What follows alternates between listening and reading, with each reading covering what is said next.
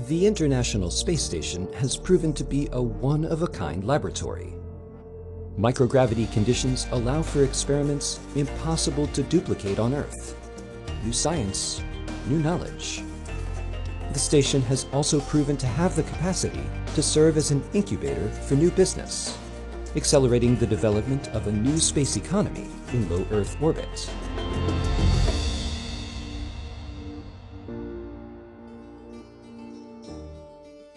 The business of doing business on the International Space Station has become a primary focus of NASA in the last 10 years.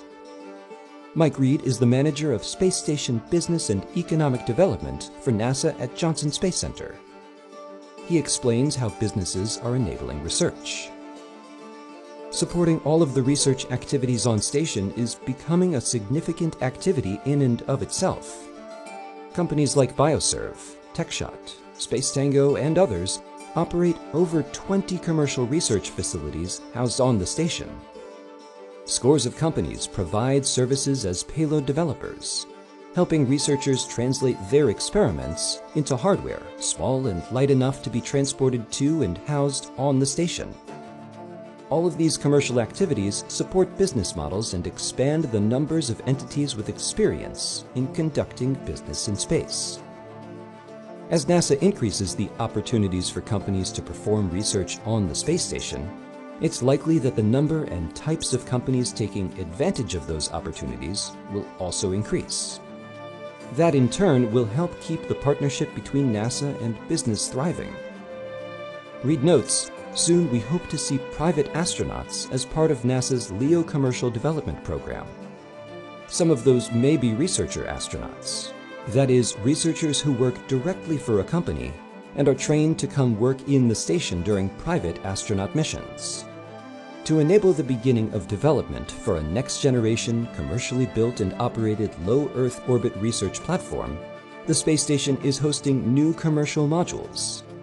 The NanoRacks Bishop airlock became operational in February 2021, and Axiom Space plans to launch a module to expand the habitable volume for research and other activities on the station. NASA's commercial resupply and commercial crew programs are also enabling multiple companies to develop and operate the next generation of spacecraft and launch systems. This commercial transportation to and from the station has fueled the growing market share of U.S. launch providers in the world marketplace, and is providing expanded utility, additional research time, and broader opportunities for discovery for NASA's mission of space exploration.